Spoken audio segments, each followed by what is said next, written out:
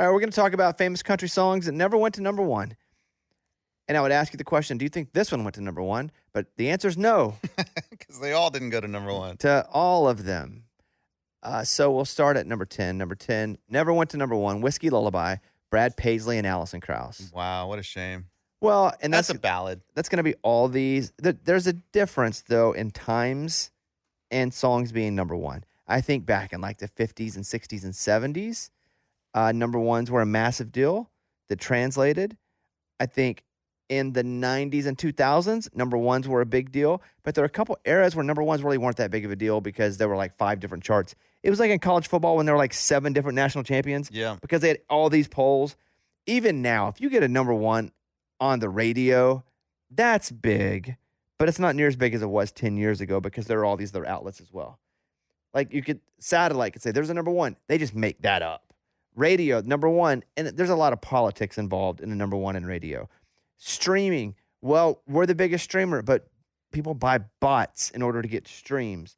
So there's so much to say about a number one now. You just kind of take it, and it's just a plaque you put on your wall, and you can say you got a number one, but it really doesn't mean as much. What goes into being a number one? Like what? Well, now there's like 11 different things you can say. Say 10 years ago, like you said. For the most part, radio. Radio play. Mm-hmm. And what was so important about 90s and 2000s is they would actually allow a song to stay number one for 3, 4, 5, 6, 7 weeks. Yeah. That really doesn't happen often now because it's such a political game of people just kind of trading out number one. Sharing the number one. Yeah, it really is. Like, if there's a multi-week number one, even for 2 weeks, big deal. Hardly ever is there a 3 or 4 week number one. But there used to be like 11-week number ones in country music. Wow. Because it just was that dominant of a song. And unless you could come take down the champ, it was always a weird thing to me with number ones, even in my time in Nashville, that it would be number one for a week and then go away. People don't just love a song the most for 1 week. Right. If it's a number one song and it's loved, it's got a few week shelf life until something else comes up and is now the new loved song. People don't just love for a week. And I remember artists would say like, oh, yeah, we wrote that song 3 years ago. We recorded it 2 years ago. I've been playing it live for 2 years straight, and it just became a number one. Well, that's because it takes a long time for promotion teams to get radio to play it and build spins up. And it has to start in overnights, and then it has to. But that wasn't always the case. And I feel like now it's like, I don't know much about getting prostitutes, but actually I know very little. Yeah, that's better. That's a better way of putting it. Actually, I know nothing except for like what I hear from Charlie Sheen. There you go. But now it's almost like buying a hooker because interesting. You just get a hooker and you're on to the next. That's like what a number one is now. It's a good hooker. Dang. But you're just on to the next. Instead of like great analogy. Instead of like a girlfriend that you have for many, many weeks. And that you or invest months. in. Yes. Number ones now are high price hookers. I said it. Dude, we don't even talk about that girl because and some hookers are better than others. And you remember when you tell your friends about them? Some number one songs are actually memorable. Yeah. But there are some by some artists, and you're like, I barely even remember that song. How do songs become classics then when the hookers just keep revolving? Because they're great. Because they're great songs, and they organically leave an impression on people. Like, that's how songs become classics, because all these are classics without being number ones. Yeah. Whiskey Lullaby, Brad Paisley, Alison Krauss. What year was this? 2004, I think. That song, universally loved. It's one of my favorite songs of all time. Not just country music, but of all time. One of the saddest songs ever written. In the 2000s, maybe the best song of the 2000s. It did win Song of the Year at the CMAs in 2005. Wow. It did fail to reach number one. It peaked at number 3. Now, Tim McGraw, some of this is timing too. Tim McGraw had one of those rare multi-week number ones with a song that still matters, that people still sing and reference. Can you name that song? It was a 5-week number one. 5-week number one. From Tim McGraw. I would bet when you heard this song, you went, that is an amazing song, and I felt that. Don't Take the Girl. Nope, later. I felt that? Mm-hmm. Ooh, I do that with something like that, but I know that's not the answer. It's an emotional song.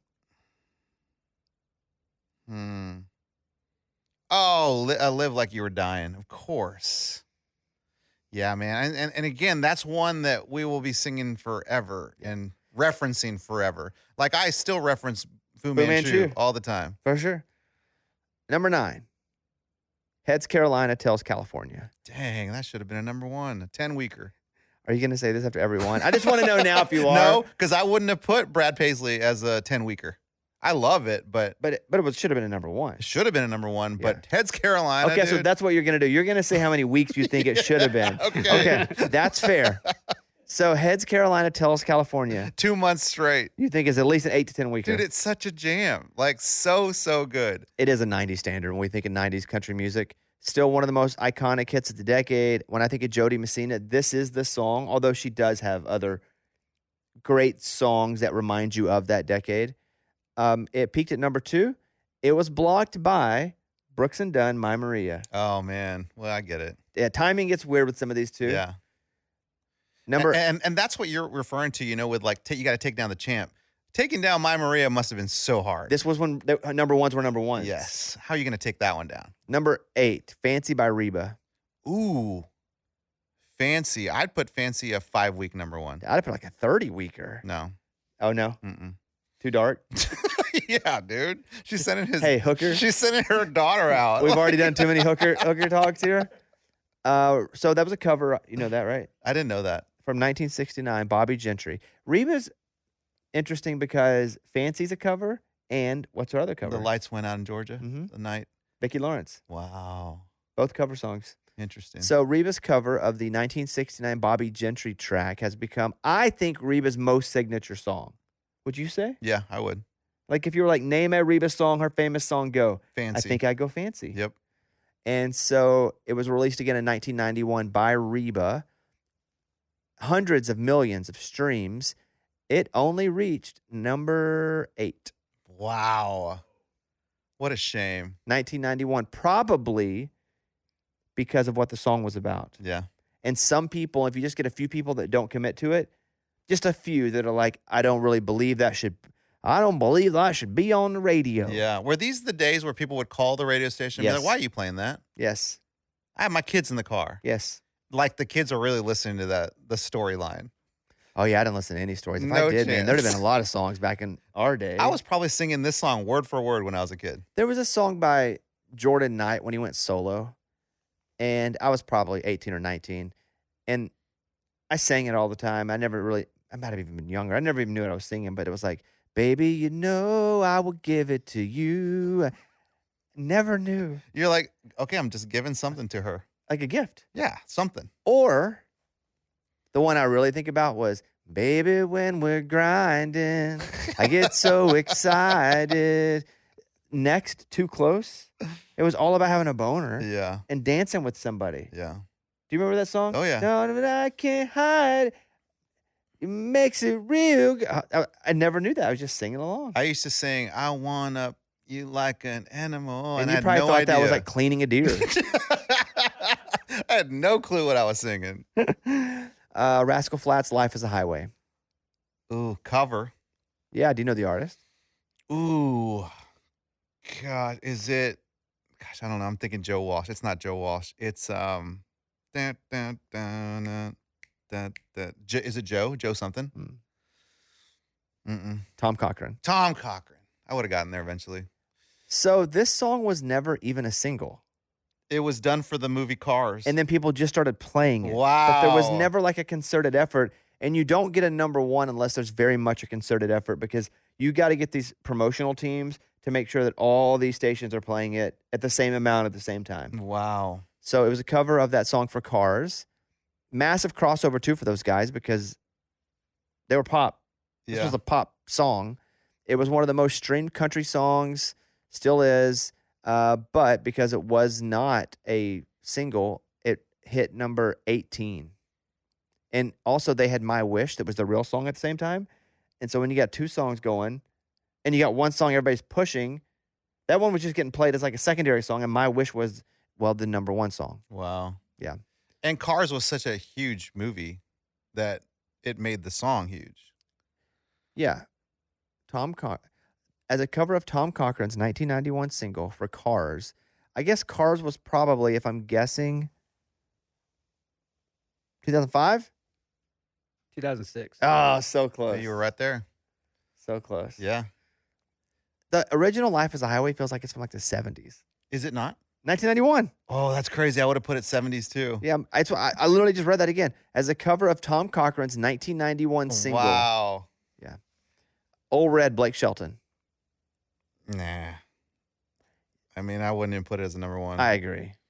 I don't know why. I'm not trying to be mean or anything. It's just not one of my favorites. I like it, but it's a George Jones song originally, right? I don't think that's written. I'm fairly certain it was a George Jones cover. Yeah, 1990, Blake Shelton put out Old Red, one of his self-proclaimed signature songs. Despite the song being used heavily by Blake Shelton, both on stage and in marketing, the song was shockingly not even a top 10 hit. Mike, was it originally by George Jones? It was. That's interesting. It said self-proclaimed because, yeah, I mean, I guess no one's. I wouldn't put that as his number one signature song. Yeah, but back then he didn't have a bunch of signature songs. Some Beach. That's early, Blake. No, that's pre that. Oh, Old Red's pre Some Beach? I would assume, yeah. Oh, and Austin? Pre-Austin too? Austin was first. Okay. My years are getting mixed up because I don't even know when George Jones put it out. George Jones might have put it out. He put it out in 1990. Okay. And Blake Shelton put it out when? 2000? 2002. I mean, that is, I mean, he's got restaurants named Old Red. Yeah. Right. Yeah. I mean, He has made it his staple song that he's known for. number 5, Toby Keith, Red Solo Cup. Oh, man. That's a 10 weeker for me. Oh, yeah? I love that song. It peaked at number 9. Never hit number 8, 7, 6, 5, 4, 3, 2, or 1. It's funny. We talked about, you know, one of the writers, Jim Beavers, talking about how it was just a dumb, funny song that they wrote. Yeah, it was kind of a throwaway, goofy song, and they recorded it like in their own little room. And you hear even like Jim and the writer and stuff yelling in the background, and Toby just sang over like the track they had already created. Yeah. It's so cool. They didn't even really go back into the studio and recreate it, and that ended up being the one. You think that would be his staple song? Should have been a cowboy. Oh, that's good. I just said that without thinking, but I mean, for sure, should have been a cowboy is. I think Toby Keith's a big one. I think Toby Keith's an artist though that has eras. So I think should have been a cowboy. That's the Bolo era. And I think courtesy of the red, white, and blue, the 9/11 era. 9/11 American era.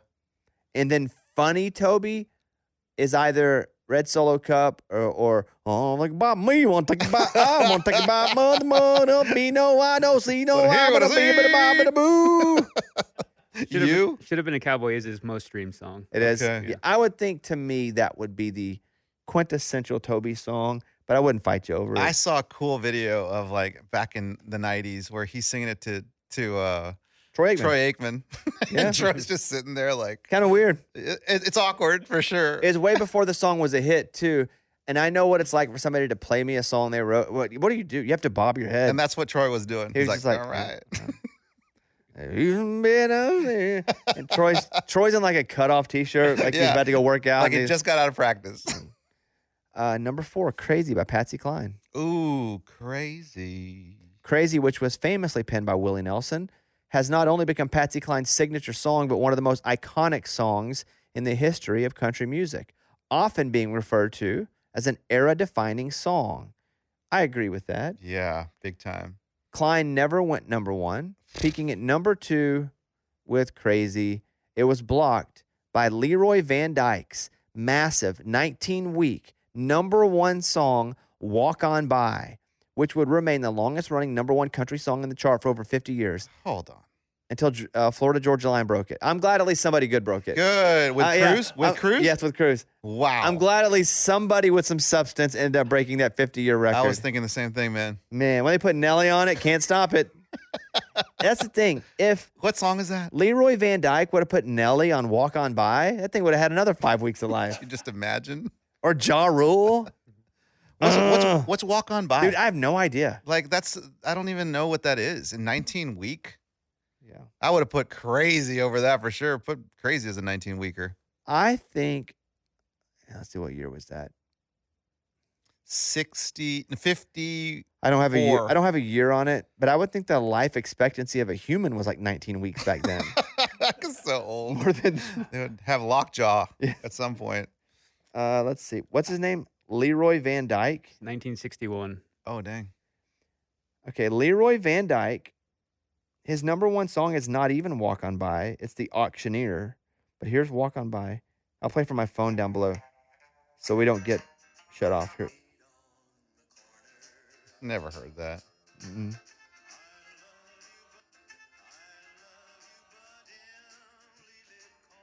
Mm-mm.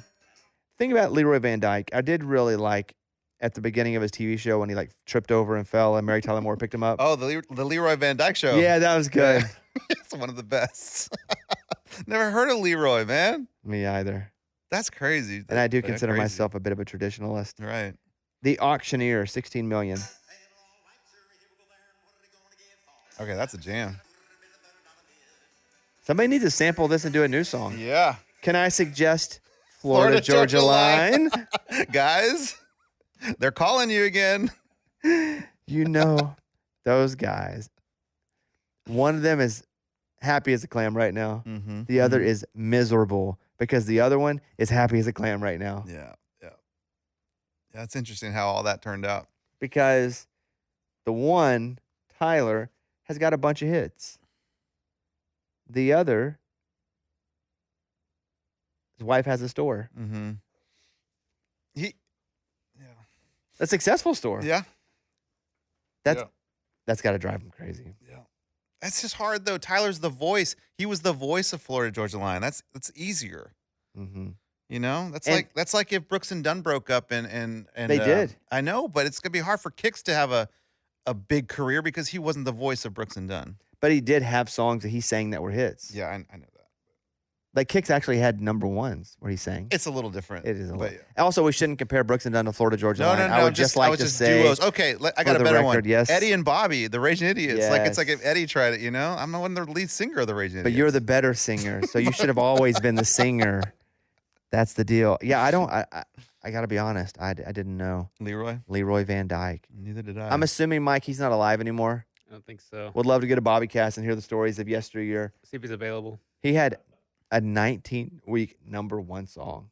It's pretty amazing. That's wild. And one of the few not produced by Ashley Gorley. Yes. Written or produced. Yeah, written. I Yeah, think written. he's alive. He No, is? what- He's 96 years old. Dude, you got to get him in to talk about that story. You talk about how Patsy was upset with him. Man, at 96, that's a tough interview. Huh? I might have to get him on the Telegraph. Yeah. It's not even about him. It's just 96 is a tough interview. Yeah, it's a tough age. The younger or the older they are, the tougher they get for the most part. That's Okay. pretty cool. He's still with us. Next up was not a number one song. Shania Twain, Man, I Felt Like a Woman. That's ridiculous. Despite being one of the highest streamed country songs of all time with over 7 million streams and being one of the best-selling country albums of all time, the two-time Diamond certified Come On Over, Man, I Feel Like a Woman failed to reach number one. It did, however, chart well in over a dozen countries, even going number one in New Zealand, Oh, wow. but never hit number one here on the country chart. Does it say who blocked it? Yes, it sure does. Leroy Van Dyke. With Cruz. That was his... This is how we roll. I'm not gonna lie, Leroy Van Dyke looks pretty good for 96. He does. Hey. I see a birthday post. He turned 96 3 weeks ago. Does he still live in town? No, Oh, he doesn't. I don't think so. Was the birthday post a selfie? Please tell me it was a selfie. No, it was him with somebody else. Okay. Number 2, Call 'em Baton Rouge, Garth Brooks. Dang. Yeah, that's a weird one because huge Garth Brooks song, but not one that I remember would stand out as a radio song. What? Mm-mm. Like, obviously Friends in Low Places, all those, The River, like those are big songs that I remember on the radio. Call 'em Baton Rouge, I don't remember a big radio song. I have like 2 tiers of Garth songs. Songs that I feel were awesome and everybody knows, and songs that I know were really good that some people know. And I think that line is like Beaches of Cheyenne is like right below the line, is the first song below. Fresh Horses. Even lower. I think because The I Chase. like Beaches of Cheyenne, but I think that's the first one that hits that lower tier. Yeah. Call 'em Baton Rouge is up in that upper tier though. That's a top 12, 15 song. Yeah, I think third album in pieces. But I think that like the big songs off that album were like Ain't Going Down Till the Sun Comes Up, Standing Outside the Fire. Oh, if we listed Garth in order, now would we list Jen Pop's favorite? Because obviously Jen Pop's number one Garth Brooks song of all time is Friends in Low Places. Not mine. Yeah, not mine either. But Call 'em Baton Rouge would be in that top tier. For sure. But it was number 2, but it was blocked out for 7 weeks by 2 different songs. So it was number 2 for 7 weeks. Okay. It was blocked out by Brooks and Dunn, which I love Brooks and Dunn. I don't think this song's bigger than Call 'em Baton Rouge. A big song for them. She's not the cheating kind. Yeah, not as big as Call 'em Baton Rouge. That was number 1 for 3 weeks. And then Alan Jackson had a 4-week number 1 with a song I don't feel is as big as Call 'em Baton Rouge, but it's great. Living on love, riding on time, without somebody, nothing ain't worth a dime. Great song. Yeah. I feel like Call 'em Baton Rouge is bigger than both of them. I agree with you, but those other 2 songs were pretty big. I can't believe you don't think Call 'em Baton Rouge is like an elite Garth song. It is an elite Garth song, but it was almost an elite Garth song because we were Garth fans. No way. I don't remember it being a huge song on K-Frog. Was that your country station? That was our country station, K-Frog. That's where all Because those there are a lot jams. of K-Frogs, but I didn't know that was yours. Down in the valley. Number 1. Never a number 1 song. Dun, dun, dun, dun, dun. Oh, Amarilla? Not a number 1? Yeah. Blasphemy. Amarillo by Morning is George Strait's signature song. He has over 60 number 1 hits, and it did not hit number 1. It peaked at number 4, April of Wow. 1983. And that is his staple song. Yeah. And I know he didn't write it, but was he the first to record it? No. Wait, didn't we've talked about this where there was one that it's like a demo, very low quality that we've played before. And then someone else and then George. So it was recorded 3 times. If I recall correctly. Let's go over to our fact checker, Mike, because I know, again, George Strait is the Kenny Chesney, or Kenny Chesney is the George Strait of then, where they both pick great songs by other people. They don't write a lot of their songs, and they're massive stars. Yeah. And I'm not even comparing the two like as a country cultural impact. But Kenny can write songs, but he just goes and finds the best. He doesn't really write a bunch of songs. Which there's skill in that, finding good songs. Yeah, but Right. you have to write good enough songs at the beginning for the most part Yeah. to even have the option to get good songs pitched to you. Right. Mike, what do you got? Originally by Terry Stafford, who also wrote it and put it out back in 1973. So just one? And Does then it mention George? anything about Leroy Van Dyke in that entire I description? did not see Leroy on this one. I'm so curious about Leroy Van Dyke. I now. know. So congratulations. George Strait, Amarillo by Morning. That's crazy. Never a number 1 song. Other ones that were never number 1, just as honorable mentions. This is so old school because I don't really know what the charts were like then, but I'm So Lonesome I Could Cry, Hank Williams Hank Sr. Williams. Go Rest High on That Mountain, Vince Gill. Very slow. Yeah. I don't know if that mattered as much back then, but it only peaked at number 14 in 1995. Willie Nelson, Whiskey River, peaked at number 12. That was a jam. Midnight in Montgomery, Alan Jackson. That's a good one. It peaked at number 3, but it could never pass, 2 songs. Because I like Midnight. It's a great song, Alan Jackson. Yeah. But it couldn't beat 2 songs. One, Winona's cover of I Saw the Light, but I wonder which I Saw the Light that was. I Saw the Light? Huh. And then I don't remember that. Billy Ray, Achy Breaky Heart. Oh, well, that was massive. Yeah. 40 week. 40 week number 1 for sure. The other was In Color, 2 years. In Color by Jamie Johnson. Peaked at number 9. If I'm thinking the best and do. Should have seen. You should have seen it in color. Should have seen it in color. You should have seen it in color.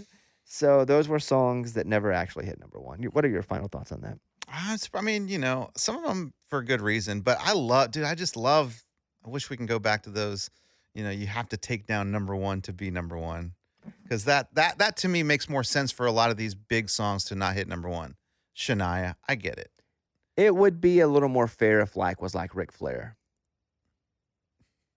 Explain. To be the man, you got to beat the man. Woo! and I am the man. Exactly. And that's not about what happened. It's a better model financially for country music to have more number ones. Sure. And isn't that what this town loves to do? Share the wealth. I don't know about sharing it, make the wealth. But they're really good at like splitting the pie up. Yes, because they want more of the pie. Who? The town. Oh, I don't think town. this town is some charity that's like everybody deserves. No, but they've almost designed it to where like, okay, we're all gonna make money here, not just one person. Because they can make more money doing it that way individually. I don't think I there's thought it was just good hearts all around. I'm gonna tell you one thing about this town. No good hearts running around. It ain't good hearts running around. I'm curious before we leave though. Leroy Van Dyke. Yes, book him. I'll pick him up, dude. I'll bring him over here. I don't trust it, but I'm gonna ask my assistant to just give me a brief overview of his life and career. Hello. I'm curious about the country singer Leroy Van Dyke. My friend and I were discussing him and did not know much about him. Could you give me a semi-brief overview, maybe a couple minutes long, about the life, times, and success of Leroy Van Dyke? Absolutely. I'd be happy to give you the rundown. So, Leroy Van Dyke is definitely a name that rings a bell in the world of classic country music. He was born in 1929 in Missouri, and he's known not just as a country singer, but also as an auctioneer and a songwriter. In fact, one of his early claims to fame was a song called The Auctioneer, which he wrote based on his own experience as, you guessed it, an auctioneer. That song became a big hit in the mid-1950s and really put him on the map. But probably his most famous and enduring hit is Walk On By, which came out in 1961. That song was a massive success on the country charts and even crossed over a bit into the pop charts. It's one of those classic country songs that's really stood the test of time. Over his career, Leroy Van Dyke recorded a bunch of albums, performed internationally, and became known for his smooth, polished style and that kind of era of country music that blended honky-tonk with a bit of a pop sensibility. He's been active for many decades, and even into his later years, he was still performing and making appearances. So that's the gist. He's a country music veteran with a couple of iconic hits, especially Walk On By, and a career that spanned a good long while. You know what I'm listening to this week? Leroy Van Dyke. Leroy Van Dyke. Well, there you have it. Ooh, live at the Broken Spoke. Is that right? What year? I thought the Spokes were still all together back then. No, it's just he's just in front of it on an album That's before a Spoke broke, bro. Dude, you know what? This episode was way better than the last one. What was the last one? Dude, the death, the last one I did with you? That one wasn't bad. I liked it. It wasn't that. It's just I thought about it all week. Me too. And I even went more deep dive into Randy Rhoads and like you should tell that story. So in an episode we did back in time, go look at celebrity tragic deaths. We did this episode and we talked about different musical artists who died in tragic ways. And one of them was Randy Rhoads, who was the guitar player for Black Sabbath. Ozzy. Yeah. Mm-hmm. Did he play for Black Sabbath, though? I think it was just Ozzy. Just Ozzy? Because Ozzy was in Black Sabbath. I just assumed. I think it was when Ozzy went off Probably solo. assumed wrong. And that's on me. I believe so. You want to ask my assistant? Yes. Please. Okay. Do you want to ask her about the Randy Rhoads thing? Yeah, see what she says. Hey, got a question for you. So we're talking about Randy Rhoads, the guitarist, and we're wondering, one, if he played for Ozzy Osbourne and Black Sabbath or just Ozzy Osbourne. And can you give me some details about his tragic death in the airplane? Absolutely. Let's dive into that. So Randy Rhoads was indeed the legendary guitarist who played for Ozzy Osbourne, but he never actually played for Black Sabbath. What happened is that after Ozzy was out of Black Sabbath, he started his solo career, and Randy was his guitarist in that solo band. So Randy's name is really tied to Ozzy's early solo work, albums like Blizzard of Oz and Diary of a Madman, rather than Black Sabbath itself. As for his tragic death, it's a really sad story. Randy Rhoads died in a plane crash in 1982 when he was just 25 years old. The band was on tour in Florida, and during a rest stop, the tour bus driver, who also happened to be a pilot, decided to take a few people up in a small plane for a quick flight. They made a couple of successful passes, but then on another pass, the plane clipped the tour bus, lost control, and crashed into a nearby house. Randy and two others on the plane were killed instantly. It was a huge loss to the music world because Randy was known for his incredible talent and innovative guitar work. Even though his career was relatively short, he had a big influence on heavy metal guitar playing and is still remembered as one of the greats. Was there a story about they were using the airplane to buzz the tour buses kind of as a practical joke. Yes, that's exactly right. So the plane crash that killed Randy Rhoads did involve what was essentially a really reckless prank. The pilot, who was also the band's tour bus driver, was trying to buzz the tour bus, basically flying really low and close to it to scare or surprise the people inside. It was meant to be a kind of daredevil joke, but it went horribly wrong. On one of those passes, the plane got too close, clipped the bus, and then crashed. So yeah, the whole incident was kind of the result of this ill-conceived stunt that went tragically out of control. It's a pretty heartbreaking story all around. A couple things from that. One, I like it when her emotion changes. Oh, she got like, yeah, it's pretty sad. I mean, she sounds like a human, man. Yeah. And so what I didn't know from you, because you went deeper down this, Deep. and people actually saw them in the plane. Yeah. So, couple things. So when we were talking about the story, I thought it was nighttime. I don't know. It felt like just a nighttime antics to do this. It wasn't. It was early in the day. The bus driver knew the bus the bus company, and he knew that the owner lived in Florida and that they were having air conditioning problems, and they could just stop during the day and they can fix it. So they had stopped there to get the bus fixed, and while the bus was being worked on, he was like, "Oh, there's a plane right there. I'm a pilot." Although he had been doing drugs all Wait, night. it wasn't his plane? No. It wasn't even their plane? On the property, there was a runway. They didn't even go and lease the plane? No. The owner of the bus company owned a couple planes, and he even had a runway in his property. And so he says, "Let's go. I'll fly the plane. I'm a pilot. You know I'm a pilot." And so he's on drugs. He'd been doing drugs all night. Randy Rhoads and the hairdresser were like, "We'll go with you." And he didn't say anything. We're going to prank. We're just going to go up on the plane. Randy Rhoads was a photographer, so he took I'll take my camera. I'll get pictures up there. And the hairdresser's like, "That sounds fun." While they were in the air, that's when he was like, "Watch this." Oh, so it wasn't a prank to begin with. Get in, let's prank. Correct. Oh, my God. Correct. And so the tour manager and some of the band members heard the first buzz flyover, got out of the bus, like, what's happening? They saw it. They did it again. The third time, they could see there was struggle in the cockpit. Meaning whomever was in there didn't want to do that. Meaning, like, stop doing this. And then once that happened, they clipped the wing, clipped the tour bus, and then it hit a house that was nearby. Bizarre, dude. Bizarre.